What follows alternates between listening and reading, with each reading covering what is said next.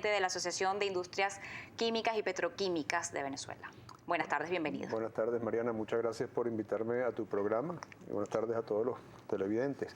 Fíjate, la industria química, siendo una industria compleja como lo es, y siendo una industria transversal como lo es, por transversal me refiero a que ella va teniendo impacto en todos los demás sectores de la economía, que ella va surtiendo de materias primas y de materiales de empaque a lo que es el sector de alimentos y medicinas, va surtiendo de insumos también al sector automotriz, al sector de la construcción, va surtiendo de insumos pues a tantos otros sectores de la economía nacional. Siendo un sector transversal, pues está pasando por un momento en el cual su capacidad de producción se ha venido disminuyendo progresivamente. Al principio del año estábamos muy afectados por el tema de las divisas y sin duda pues el tema de las divisas sigue siendo un problema, pese a que el Cencoex pues nos ha pagado ALDs pendientes como para que las empresas puedan pagar parte de su deuda a los proveedores en el extranjero. Y también nos ha permitido participar en algunos de los SICADs. Sin embargo, todavía permanece una deuda de cerca de 400 millones de dólares y la participación que hemos tenido en SICAD pues ha sido insuficiente, tanto por el monto como porque no todas las empresas han podido participar. Perfecto. Mire, vamos a ver los primeros 9 meses de este año. El sector de industrias químicas ha recibido más de 155 millones de dólares mediante lo que son las subastas hechas por el Sistema Complementario de Administración de Divisas, SICAD. Vamos a verla. En la primera subasta, el sector químico, petroquímico y resinas plásticas recibió 20.083.000 dólares. En la segunda convocatoria se le adjudicaron 29.111.000 dólares. El 14 de marzo se le asignaron 5.371.000 dólares, mientras que en la quinta convocatoria 100.603.000 dólares. En la sexta convocatoria, el Centro Nacional de Comercio Exterior asignó 49.742.000 dólares al sector químico y en la octava 116.708.000 dólares. En junio se realizó la convocatoria número 14 y las personas jurídicas del sector químico, petroquímico y resinas plásticas obtuvieron 83.467.000 dólares. En septiembre, el sector recibió 157.074.000 dólares. En total, este año el sector de la industria química ha recibido más de 155 millones de dólares en 8 convocatorias. Bueno, esto es lo que ha sido asignado en estos meses del año. Quisiera conocer si esto es suficiente para las necesidades que tiene el sector. Fíjate, dentro de las 24 convocatorias que ha hecho el SICAD 1, el sector químico ha participado directa o indirectamente yo te diría que con unas 5 o 6 de ellas, de las cuales la más relevante fue el SICAD 23, que es el que fue ahorita en septiembre, donde sí efectivamente se recibieron por el orden de 150 millones de dólares, y el SICAD 8, donde se recibieron empresas afiliadas a la Cámara, recibieron cerca de 86 millones de dólares. En los SICADs anteriores, la suma de todos ellos fue más o menos por el orden de los 50 millones de dólares. La diferencia entre los números que presenta el Cencoex y los números que tenemos nosotros se debe a que muchas veces las empresas están clasificadas como químicas cuando no lo son, o muchas veces no están clasificadas como químicas cuando sí lo son.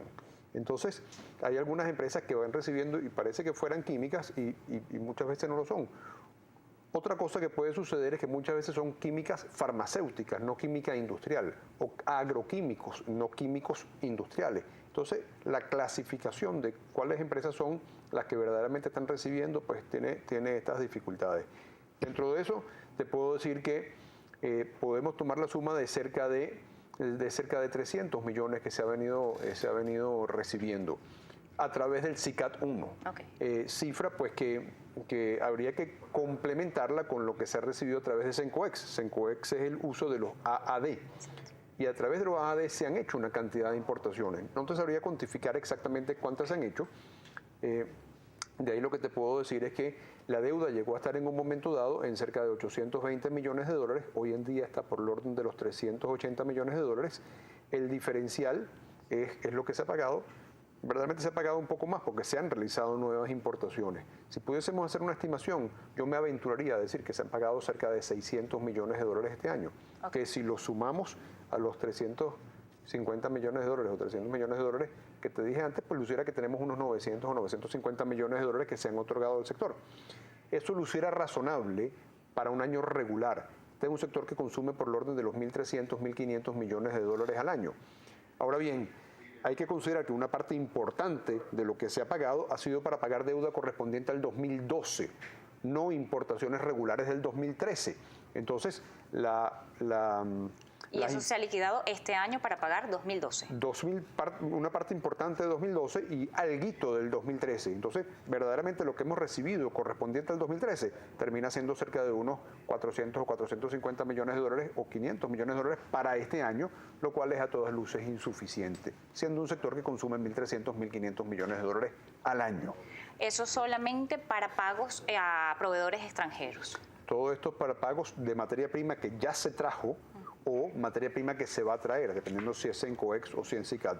El caso es que aquí, el hablar de dólares, pues yo creo que hay que ser muy claro en que los dólares son el vehículo para traer materias primas. Los dólares per se no interesan. Lo que interesa es la materia prima, ¿verdad? Y lo que interesa es la capacidad que tienen las compañías de poder utilizar esa materia prima para transformarla en productos terminados. Y lo que el sector realmente necesita es transformar materia prima en productos terminados para abastecer a sus clientes aguas abajo. ¿Y cómo está hoy el inventario de materias primas por parte del sector? Muy disminuido, muy disminuido. Fíjate que nosotros consideramos que estamos trabajando alrededor del 50% de la capacidad de producción si nos comparamos con los años 2011, 12 y 13. Inclusive siendo el 13 un año en el cual ya la producción había venido cayendo. Pero estamos trabajando como promedio a eso. Ahora, dentro de ese promedio, yo te puedo señalar que hay compañías como, por ejemplo, la compañía que fabrica gases refrigerantes, que es el gas que se usa en el aire acondicionado que tenemos aquí en el estudio, o se usa para las neveras, para el almacenamiento de los alimentos que tienen que estar refrigerados, o de las medicinas, o en el metro de Caracas, o en las salas de control. Esa compañía ha trabajado 2 meses de 7 este año. ¿Por qué? Por la incapacidad de haber podido traer materias primas oportunamente.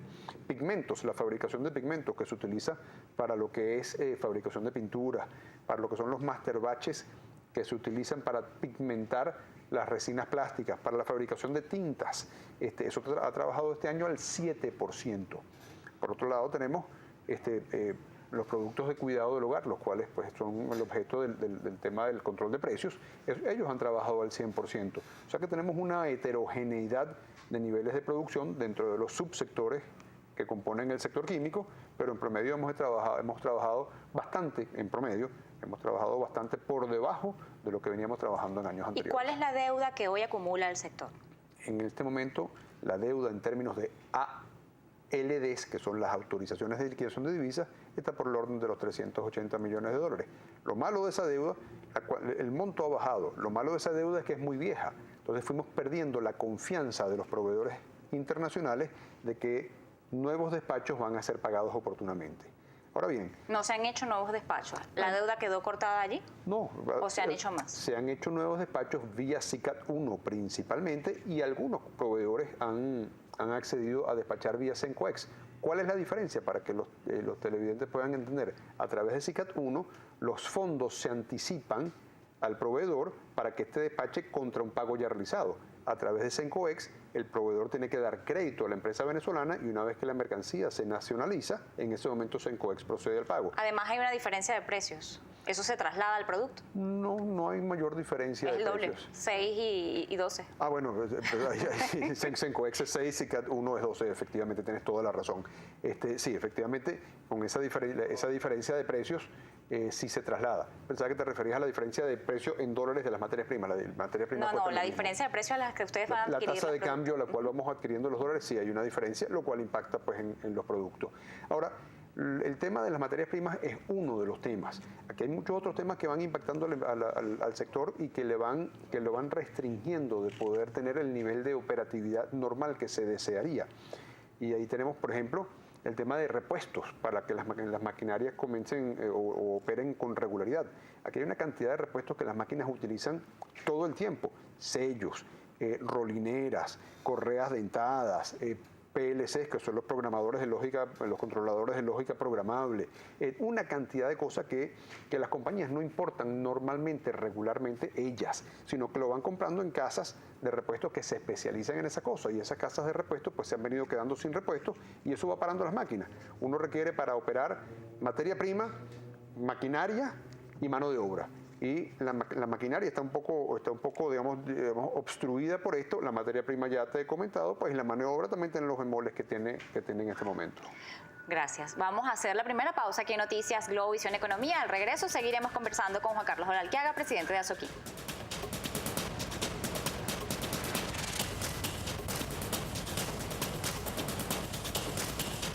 Aquí en Noticias Globovisión Economía con Juan Pablo Olalquiaga, presidente de Azoquín, y vamos a ver un comunicado que presentó esta asociación en la que dicen que los ajustes hechos en los precios de productos como el cloro, desinfectantes, ceras para piso y lavaplatos en pasta no cubren los costos de producción. La Asociación Venezolana de la Industria Química y Petroquímica le solicitó al Gobierno Nacional una reunión para conversar sobre el ajuste de precios en el sector. Vemos como una señal positiva los recientes aumentos de precios fijados por la Superintendencia de Precios Justos. Sin embargo, en productos como cloro, desinfectantes, cera para pisos y lavaplatos en pasta, esos aumentos no son suficientes, con lo que se afecta la operatividad de las empresas, indica el texto emitido por Azoquín.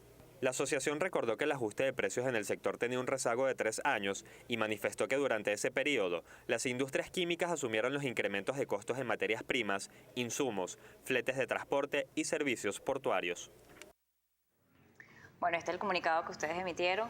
Usted nos decía, antes de entrar en materia sobre él, que había sectores que estaban trabajando al 100%. Sin embargo, hay productos que siguen sin conseguirse en el mercado, como son el tema de los desinfectantes para pisos, jabones líquidos. ¿Qué está pasando? Bueno, esa es una gran pregunta, ¿no? Porque si tú ves que las empresas que producen estos productos están trabajando al 100% y tú no consigues los productos en los anaqueles de los comercios formales, habría que preguntarse qué es lo que pasa con eso, ¿no? Y bueno, yo me imagino que el comercio informal, de la forma que sea el comercio informal, pues va aprovechando donde consigue productos que son muy baratos, y por muy baratos quiero decir por debajo de los estándares internacionales, y va haciendo con ellos aquello que le sea rentable, bien sea buhoneros o bien sea otros mecanismos, ¿no? Fíjate que el control de precios como mecanismo está demostrado que no funciona. Desde que tenemos control de precio, conseguimos menos los productos, y el producto más caro es aquel que no se consigue, ¿verdad? Y en otros países los controles de precio no existen, ¿no? Yo he relatado muchas veces, pongo un ejemplo que es muy común, digo, el precio de Apple, del teléfono, del iPhone, ¿quién se lo fija a Apple? ¿Se lo fija el gobierno americano? Se lo fija Samsung, que es su competencia, ¿verdad? Entonces, los precios deben estar fijados por el mercado. Si los precios estuviesen fijados por el mercado, son un mecanismo mediante el cual se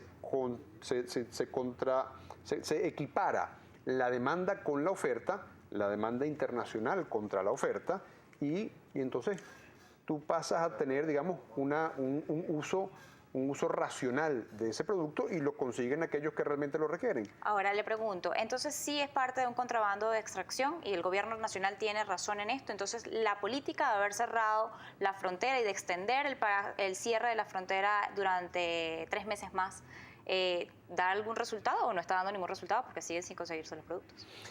El resultado final es que los productos se consiguen con dificultad en los anaqueles, pero si tú vas a las fábricas que producen, están produciendo al 100% y despachando con todas las guías oficiales. ¿A dónde se van los productos a partir de los anaqueles? Esa es una pregunta pues, que yo no me aventuraría a poderte responder con precisión porque no tengo la información. Lo que es que uno especula que el comercio informal es el que lo va trasladando. Contrabando de extracción. Bien sea directo o fuera del país. Bien sea dentro o fuera del país, ¿no? Si el precio en Venezuela es mucho más barato que el precio fuera de Venezuela, pues evidentemente que hay el incentivo para el contrabando de extracción. ¿Cuál es la forma verdadera de regular eso? El precio. Nuevamente, el precio es un factor que va equiparando oferta con demanda. Y oferta ahí en Venezuela a un precio muy bajo. Si en el exterior el precio es muy alto, pues evidentemente hay una posibilidad de poder hacer un negocio. Y el comercio informal se basa en eso. Entonces, hay que permitir que las empresas establezcan su precio conforme el mercado, conforme sus costos, pero conforme el mercado. Ahí vamos al comunicado que ustedes emitían en el que dicen que los costos de producción no se corresponden con los ajustes de precios hechos. Así es. Entonces, ¿cuánto falta para producir? ¿Qué tan lejos está el costo de producción del costo establecido por la SUNDE? Fíjate, en este sector estos precios fueron fijados en noviembre del 2012, en abril del 2012, con los precios que eran válidos para noviembre del 2011. Para noviembre del 2014 van a ser 3 años, es decir, 12 trimestres. Al trimestre número 11 es que se vino a hacer la primera consideración, cuando la ley de la SUNDECOP, entonces SUNDECOP, hoy en día SUNDE, establecía, o el reglamento establecía, que los precios tenían que tener una revisión trimestral, ¿verdad? Como consecuencia de no tener una revisión trimestral, es que se vino pues teniendo todas las disminuciones en oferta de variedad de productos que antes uno conseguía en el mercado, que se dejaron de ver, y uno hoy en día consigue los productos más básicos, ¿verdad? Y además el sector no pudo continuar desarrollándose ni en capacitación de personal, ni en desarrollo de nuevos productos, ni en actualización de maquinaria, ni en esas cosas que normalmente salen de la rentabilidad de las empresas. Ahora, respondiéndote concretamente a tu pregunta, ¿cuánto falta? Pues es un porcentaje distinto para cada uno de esos productos, porque fíjate que, por ejemplo, en algunos de estos productos, en la presentación de 1 kilo le autorizaron un aumento de un 5.6% o 6%, pero en la presentación de 5 kilos le aumentaron un 50%. Entonces, así no funciona la cosa. Uno tiene que tener una rentabilidad que tiene que ser más o menos estándar. ¿Ustedes han presentado sus estructuras de costo ante la SUNDE? ¿Estos precios se fijaron después de reuniones con ustedes? Los hemos presentado innumerables veces. Han habido reuniones oficiales, han habido cerca de 30 reuniones oficiales a lo largo de estos 3 años. Es decir, que las estructuras de costo se han presentado individualmente por compañía, por grupo de productos, con asesores externos que han podido, digamos, mostrar una cara conjunta de todas las compañías, de todas las formas Entonces, posibles. ¿la SUNDE no está prestando atención a las estructuras de costo que les están presentando? Bueno, yo creo que el mecanismo de evaluación de ellos no responde al criterio de las compañías como para ajustar su precio. ¿Se hacen inspecciones en las compañías? Innumerables veces, permanentemente. Yo creo que inspecciones es no solamente de la SUNDE. En Venezuela se hacen inspecciones de todo tipo, todo el tiempo. Pero se hacen inspecciones para verificar que las estructuras de costo son las que ustedes están presentando. Y se pide toda la documentación relacionada con los precios de adquisición de las materias primas, de los envases, con las nóminas, con las estructuras de gasto fijo. Todo eso se va presentando regularmente, de manera tal de que... ¿Cuál es la razón? ¿Cuál es el análisis que hace el SUNDE? Yo no te lo sabría decir porque no trabajo en el SUNDE, pero ciertamente en la medida en que no hayan unos precios que compensen suficientemente los costos y dejen un margen de ganancia a la compañía, que se está establecido en 30 para los productos regulares. Si fuese 30% para estos productos sería extraordinario, pero no lo está haciendo. Y ¿Cuánto está ahorita el nivel de ganancia? ¿Está en cero? Depende del producto. Hay algunos productos con los cuales está teniendo un pequeño margen de ganancia. Hay productos con los que están teniendo un margen de ganancia negativo, ¿verdad? Como son muchos productos y son muchas presentaciones, yo no quisiera aventurarme a decirte un porcentaje específico. Ahí está la carta que le mandamos al SUNDE con las estructuras de costo nuevamente. Lo que pedimos es que el SUNDE la vuelva a evaluar para que coloque a todas las compañías en un margen razonable. Y 30% podría ser un margen razonable aquí. Lo contrario va a ser ver, digamos, más imposibilidad de poder surtir el mercado adecuadamente. Yo no me aventuraría a decir que más cierres de compañías, porque las compañías están verdaderamente comprometidas con surtir a sus consumidores, pero se corre el riesgo de que lleguemos en el momento en el cual compañías digan hasta que llegué. Momento de hacer la segunda pausa aquí en Noticias Globo Visión Economía. Al regreso seguiremos conversando con Juan Pablo Olalquiaga, presidente de Azoquim.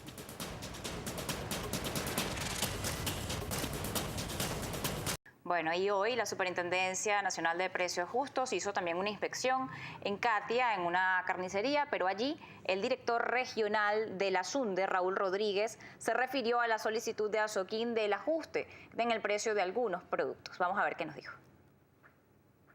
¿Tiene información entiende que Azoquín emitió un comunicado para pedirle nuevamente a la superintendencia que se revisen los precios que fueron publicados en Gaceta Oficial. Sí, eso está en estudio. Ya nuestra intendente Carlin Granadillo, que es la que se encuentra, que es la que se encarga de ese tema, ella está haciendo los estudios pertinentes al caso. Bueno, y esto es lo que nos ha dicho el presidente regional el director regional de la SUNDE en esta actividad. ¿Ustedes se han reunido con la señora Carlin Granadillo? Recientemente, desde que se hicieron los ajustes de precio, no nos hemos reunido, estamos solicitando reunirnos con ella. Si ella está efectivamente haciendo la revisión nuevamente de las estructuras de costo, pues nos sentimos muy contentos. Ojalá tengamos una respuesta pronto y tengamos unos precios que permitan el margen de ganancia necesario como para que las empresas que permanecen produciendo puedan permanecer produciendo. Fíjate que una cosa importante de este sector es que es un sector verticalmente integrado, lo cual es bien importante. Fíjate que aquí se trae, por ejemplo, y voy a decir algunas palabras químicas, pese a que yo sé que eso no es muy fácil, pero aquí se trae la alfa-olefina, se mezcla con el benceno y se hace el alquil-benceno lineal, lo cual es la primera transformación. Después eso se sulfona y de ahí se saca la materia prima para el detergente. Eso lo hacen varias compañías. Quiere decir que aquí hay una cadena industrial que es la que se va encargando pues, de sacar los detergentes. De la materia prima, por otro lado, se van haciendo los envases, llega la compañía que toma la materia prima, la transforma, le echa los aditivos, le mete dentro de los envases y la vende. Entonces termina siendo una cadena como de 4 o 5 eslabones para la fabricación de esto. Pues sería una lástima que esta cadena se fuese perdiendo como consecuencia de la falta de poder tener un margen de contribución positivo a lo largo de ella, ¿no? Antes de que se nos termine el tiempo, quisiera tratarle, a propósito que usted dice que sería una lástima que se pierdan, en la última semana 3 empresas han cesado operaciones en Venezuela, 2 de ellas pertenecen al sector químico y una es el caso de Clorox y el caso de Vencemos, que está intervenido por el Estado. De Benoco, perdón, que está intervenido por el Estado. Sí. ¿Cuál es la situación en el caso de Clorox? Bueno, fíjate, Clorox vino durante muchísimo tiempo manifestando que requería tener unos márgenes de contribución positivos, ¿verdad? Una ganancia, y el 80% de su portafolio estaba regulado y perdía plata con el 80% de su portafolio. Lo manifestaron en las reuniones formales que hubo con la SUNDECOP, lo manifestaron en las reuniones que había en el Ministerio de Industria, lo manifestaron en el Ministerio de Energía y Petróleo, lo manifestaron en las mesas técnicas que hubo a principios de este año. Recuerdo que llamó el vicepresidente de la República a reunirse con los empresarios, lo manifestaron hasta el cansancio. Entonces esto es una situación, digamos, que fue lo suficientemente advertida. ¿Por qué el Estado la dejó llevar al punto en el cual se vio obligada a cerrar? Mira, uno no logra entender. Lo que te puedo decir es que si los venezolanos pudiésemos cerrar los ojos y desear el país que quisiéramos un país de abundancia, no un país de escasez. Y para tener un país de abundancia, lo que hay que hacer es tener muchas empresas productoras. Y para eso, pues hay que cambiar la política industrial, de ser una política industrial que cercena las libertades, a una política industrial que crea la confianza suficiente como para que hayan las inversiones necesarias para que haya mucha empresa. Un país es tan fuerte como las industrias que tiene.